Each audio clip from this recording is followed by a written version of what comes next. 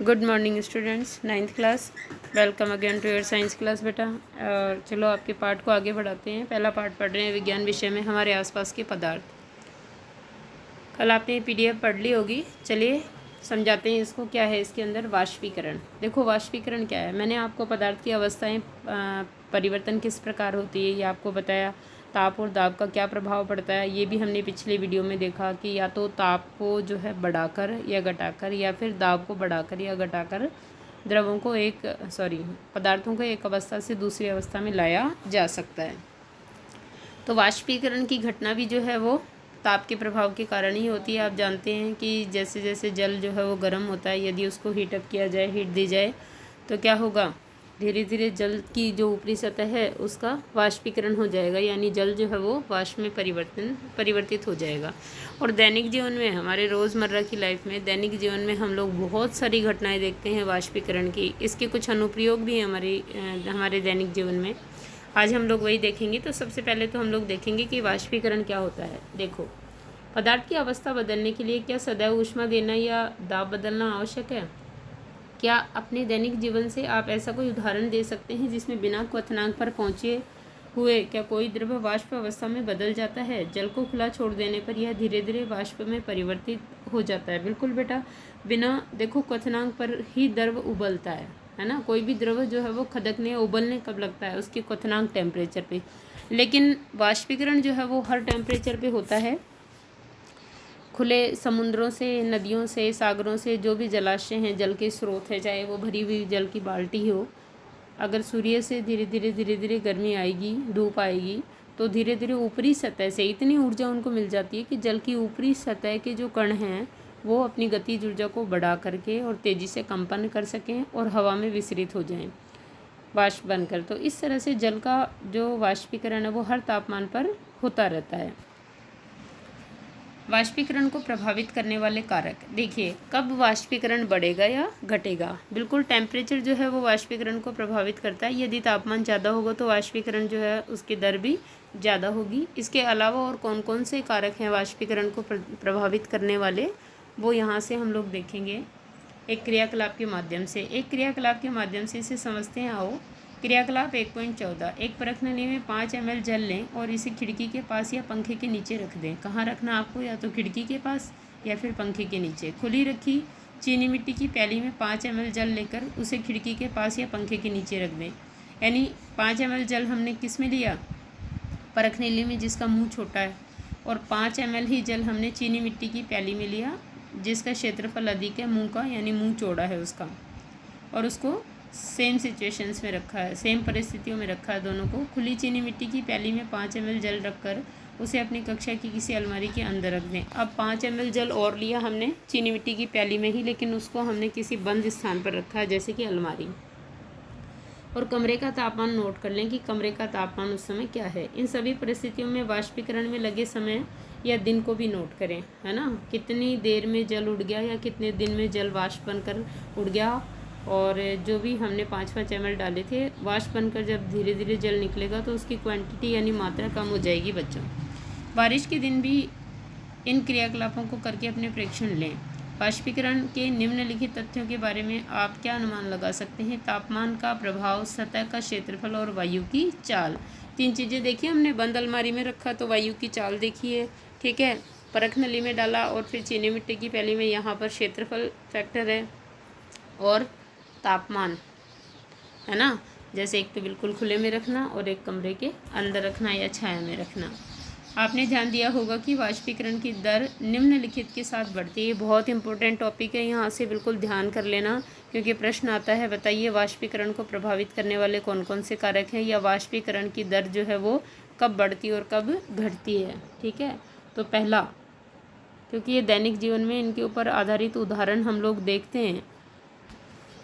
First, सतह क्षेत्र बढ़ने पर अब हम जानते हैं कि वाष्पीकरण एक सतही प्रक्रिया है। सतही मतलब सरफेस पे जितने भी अणु होंगे, अगर सीधी उन तक हीट पहुंच रही है, ऊष्मा पहुंच रही है, तो उन सभी का वाष्पीकरण होगा। तो सतही प्रक्रिया यानी ऊपरी सतह से ही वाष्पीकरण होता है। जब ऊपरी सतह से वाष्पीकरण हो जाता है ऊपरी सतह का कणों का, तो फिर नीचे वाले कण जब ऊपर आते हैं सरफेस पे, तो उनका वाष्पीकरण होता है। तो इस तरह से हम कह सकते हैं कि सतही प्रक्रिया है वाष्पीकरण एक। सतही क्षेत्र बढ़ने पर वाष्पीकरण की दर भी बढ़ जाती है। अंडरलाइन करो, यदि क्षेत्रफल बढ़ेगा तो क्या हो जाएगा, वाष्पीकरण की दर बढ़ जाएगी। सीधा सीधा इफेक्ट है यहाँ पर एरिया का। जैसे कपड़े सुखाने के लिए हम उन्हें फैला देते हैं, है ना, तो जल्दी सूख जाते हैं ना। क्या करते हैं हम लोग, फैलाने के माध्यम से उनका क्षेत्रफल बढ़ाते हैं। दूसरा है तापमान में वृद्धि। तापमान बढ़ने पर अधिक कणों को पर्याप्त गतिज ऊर्जा मिलती है जिससे वे वाष्पीकृत हो जाते हैं। ये तो हम पहले ही पढ़ चुके हैं कि अगर हम लोग तापमान देंगे, ऊष्मा में वृद्धि करेंगे तो नहीं होना होगा वाष्पीकरण, तो भी होगा। तो इसका मतलब क्या है, तापमान बढ़ेगा तो वाष्पीकरण की दर भी बढ़ेगी। नेक्स्ट है आर्द्रता। आर्द्रता क्या होती है, देखिए आर्द्रता जो है वायु में उपस्थित जो नमी होती है या जल वाष्प की मात्रा होती है उसको आर्द्रता कहते हैं बच्चों। आर्द्रता में कमी, वायु में विद्यमान जलवाष्प की मात्रा को आर्द्रता कहते हैं। किसी निश्चित तापमान पर हमारे आसपास की वायु में एक निश्चित मात्रा में ही जलवाष्प होता है। जब वायु में जल कणों की मात्रा पहले से ही अधिक होती है तो वाष्पीकरण की दर घटती है। ये एक इन्वर्स प्रभाव है, उल्टा प्रभाव है कि यदि वाष्पीकरण की दर अधिक होगी, यदि आर्द्रता की दर अधिक होगी तो वाष्पीकरण कम होगा। इसको ऐसे समझो बेटा, देखो जब गर्मियों के अंदर लूएं चलती है यानी हवा जो है शुष्क होती है। शुष्क का मतलब ये होता है उस समय उसमें जल वाष्प की मात्रा बहुत कम होती है, तो हवा जो है उसकी ऊष्मा अधिक होती है। जब गर्मियों में कहीं भी हम लोग पानी डालते हैं या कपड़े सुखाते हैं तो जल्दी से सूख जाते हैं वो, क्योंकि उस समय हवा में जो है वो वाष्प बहुत कम होती है, यानी आर्द्रता बहुत कम होती है। इस कारण वाष्पीकरण तेज़ी से होता है। लेकिन बारिश के दिनों में कोई भी चीज़ जल्दी से नहीं सूखती, क्योंकि बारिश के दिनों में पहले से ही हवा के अंदर बहुत अधिक आर्द्रता या जलवाष्प की मात्रा मौजूद होती है। इस कारण वो और अधिक जलवाष्प को लेना नहीं चाहती, वहन नहीं करना चाहती। अगला है वायु की गति। जब तेज़ हवाएं चलती हैं तो आपको पता है कपड़े जल्दी सूख जाते हैं या कोई भी चीज़ जल्दी ड्राई हो जाती है, सूख जाती है। इसका मतलब क्या है, हवाओं की गति जितनी अधिक रहेगी वाष्पीकरण की दर भी उतनी अधिक रहेगी। वायु की गति में वृद्धि, हम जानते हैं कि तेज़ वायु में कपड़े जल्दी सूख जाते हैं। वायु के तेज होने से जलवाष्प के कण वायु के साथ उड़ जाते हैं जिससे आसपास के जलवाष्प की मात्रा क्या हो जाती है, घट जाती है। अब वाष्पीकरण के कारण शीतलता कैसी होती है, देखो वाष्पीकरण के कारण ठंडक का अनुभव किस तरह से होता है वो देखेंगे। ये दैनिक जीवन के उदाहरण है हमारे अंदर, हम लोग फील कर सकते हैं अपने आसपास रोज़मर्रा की ज़िंदगी में इनको।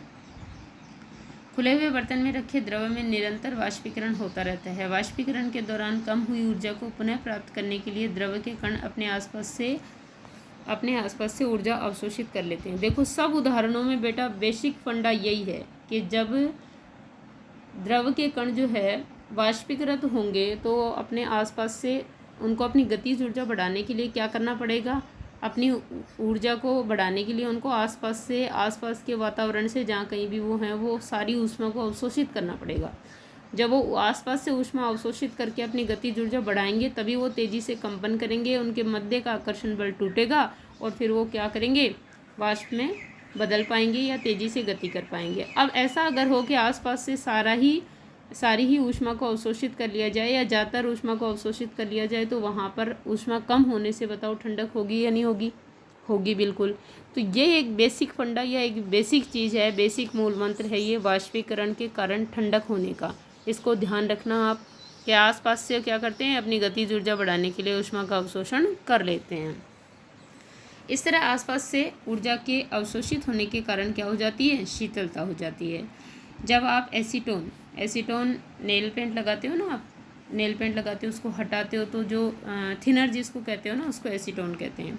जब आप एसीटोन को अपनी हथेली पर गिराते हैं तो क्या होता है बेटा, ठंड लगती है, ठंडी हो जाती है अपनी हथेली। क्यों, क्योंकि एसीटोन वाष्पीकृत होगा अपनी हथेली से तो अपने हथेली से ही ऊष्मा को अवशोषित करेगा। ऊष्मा अवशोषित करके वो तो वाष्पीकृत हो जाएगा जिसके कारण हमारी हथेली ठंडी हो जाएगी, क्योंकि वहाँ से ऊष्मा को अवशोषित कर लिया गया था। इसके कारण हथेली या उसके आसपास से ऊर्जा प्राप्त कर लेते हैं और वाष्पीकृत हो जाते हैं जिससे हथेली पर शीतलता अनुभव होती है। तेज़ धूप वाले गर्म दिन के बाद लोग अपनी छत या खुले स्थान पर जल छिड़कते हैं, क्योंकि जल के वाष्पीकरण की गुप्त ऊष्मा गर्म सतह को क्या बना देती है, शीतल बना देती है। क्या आप वाष्पीकरण के कारण शीतल होने के और उदाहरण दे सकते हैं? चलिए देखते हैं। गर्मियों में हमें सूती कपड़े क्यों पहनने चाहिए? शारीरिक प्रक्रिया के कारण गर्मियों में हमें ज़्यादा पसीना आता है जिससे हमें शीतलता मिलती है। जैसा कि तेज़ धूप वाले गर्म दिन के बाद ये रिपीट हो गया है, ठीक है। यहाँ से पढ़िए। जैसा कि हम जानते हैं, वाष्पीकरण के दौरान द्रव की सतह के कण हमारे शरीर या आसपास से ऊर्जा प्राप्त करके वाष्प में बदल जाते हैं। मतलब हमारे शरीर से जो पसीना निकला है ना, वो वाष्पीकृत होगा तो हमारी बॉडी से ही ऊष्मा को खींचेगा वो अपनी गतिज ऊर्जा को बढ़ाने या वाष्पीकृत होने के लिए। इस तरह वो तो वाष्पीकृत हो जाएगा, लेकिन हमारे शरीर से ऊष्मा को खींच लेगा या अवशोषित कर लेगा। इस कारण हमारा शरीर जो है वो ठंडा हो जाएगा। वाष्पीकरण की प्रसुप्त ऊष्मा के बराबर ऊष्मीय ऊर्जा हमारे शरीर से अवशोषित हो जाती है। कितनी ऊर्जा अवशोषित हो जाती है? जितनी वाष्पीकरण की गुप्त ऊष्मा या प्रसुप्त ऊष्मा थी ना, उसके बराबर ही हमारे शरीर से ऊर्जा ली जाती है, जिससे शरीर शीतल हो जाता है। चूँकि सूती कपड़ों में जल का अवशोषण अधिक होता है, इसलिए हमारा पसीना इसमें अवशोषित होकर वायुमंडल में आसानी से वाष्पीकृत हो जाता है। इसीलिए हमें गर्मियों के दिनों में सूती कपड़े पहनने चाहिए। अब बर्फीले जल से भरे गिलास की बाहरी सतह पर जल की बूंदें क्यों नज़र आती है? बेटा देखो, जब भी कोई फ्रिज में से निकालते हैं बॉटल या गिलास, तो उसके चारों तरफ डॉट डॉट्स बन जाते हैं ना, बूंदें बन जाती है जल की। क्यों बनती है? किसी बर्तन में हम बर्फीला जल लेते हैं यानी बर्फ़ डालते हैं, जल्द ही बर्तन की बाहरी सतह पर हमें जल की बूंदें नज़र आने लगती है। वायु में उपस्थित जलवाष्प की ऊर्जा ठंडे पानी के संपर्क में आकर कम हो जाती है, ठीक है ना। वायु में जो जलवाष्प है उसकी ऊर्जा ठंडे पानी के संपर्क में, बर्फ़ के संपर्क या बर्फीले पानी के संपर्क में आएगी तो कम हो जाएगी और यह द्रव अवस्था में बदल जाती है। यानी क्या हो जाता है? इसका संघनन हो जाता है। हवा में जो वाष्प है ना, वो जैसे ही ठंडी सतह से टकराएगी तो क्या हो जाएगा? वाष्प का आपको पता है संघनन होता है। संघनन होने से वो पुनः किस में आ जाती है? द्रव अवस्था में आ जाती है। तो ये जल की बूंदें जलवाष्प के कारण बनी हैं। वायु के अंदर जो जलवाष्प थी ना, वो ठंडी सतह से टकराकर तुरंत वहीं पर क्या हो गई? संघनित हो गई और जल की बूंदें बन गई, जो हमें जल की बूंदों के रूप में नज़र आती है। चलिए, आज आपके लिए बहुत सारा काम है इस वीडियो में करने के लिए। सारे तो आपको ये प्रश्न करने हैं कि गर्म शुष्क दिन में कूलर अधिक ठंडा क्यों करता है? गर्मियों में घड़े का जल ठंडा क्यों होता है? एसीटोन, पेट्रोल या इत्र डालने पर हमारी हथेली ठंडी क्यों जाती है? कप की अपेक्षा प्लेट से हम गर्म दूध या चाय जल्दी क्यों पी लेते हैं? गर्मियों में हमें किस तरह के कपड़े पहनने चाहिए? अभी अभी हमने लास्ट के पैराग्राफ में ये सारी चीज़ें पढ़ी है वाष्पीकरण के अनुपयोग में। और ये आपको क्या करना है? ये आपको सारे प्रश्न कॉपी में करने, क्योंकि इस पार्ट से 1 या 2 प्रश्न इस पर आधारित ज़रूर आते हैं वाष्पीकरण पे।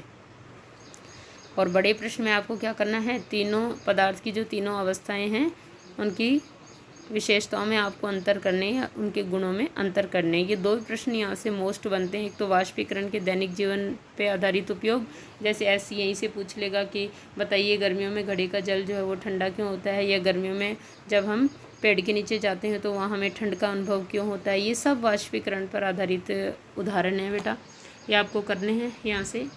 और इसके अलावा जो है यहाँ पर एक अवस्था है, देखो हमने 3 अवस्थाएं पढ़ी है पदार्थ की, ठोस, द्रव और गैस। लेकिन वैज्ञानिक ये मानते हैं कि 5 अवस्थाएं होती है और इस पर अभी खोज जारी है, इसीलिए आपकी इस किताब में सिर्फ थीसिस लिखी गई है। अवस्थाएं जो है वो क्लियर रूप से 5 नहीं बताई गई है। अब आपको बता दें कि चौथी और 5वीं अवस्था कौन सी होती है। चौथी और 5वीं अवस्था होती है बेटा, चौथी तो होती है प्लाज्मा अवस्था और 5वीं होती है बोस-आइंस्टीन कंडेंसेट अवस्था। इसको जब आप पढ़ेंगे पैराग्राफ को, तो इसमें बोस-आइंस्टाइन कंडेंसेट ने जो 5वीं अवस्था दी है वो किस तरह दी है और कौन सी अवस्था होती है वो आपको पता चल जाएगी। और इसको आपको पढ़ना है, रीड आउट करना है, आपकी बुक में भी मिल जाएगा आपको ये कि किस तरह से वैज्ञानिक जो है अभी भी पदार्थ की और अवस्थाओं को ढूंढ रहे हैं और क्या क्या उन्होंने बताया है। Okay students.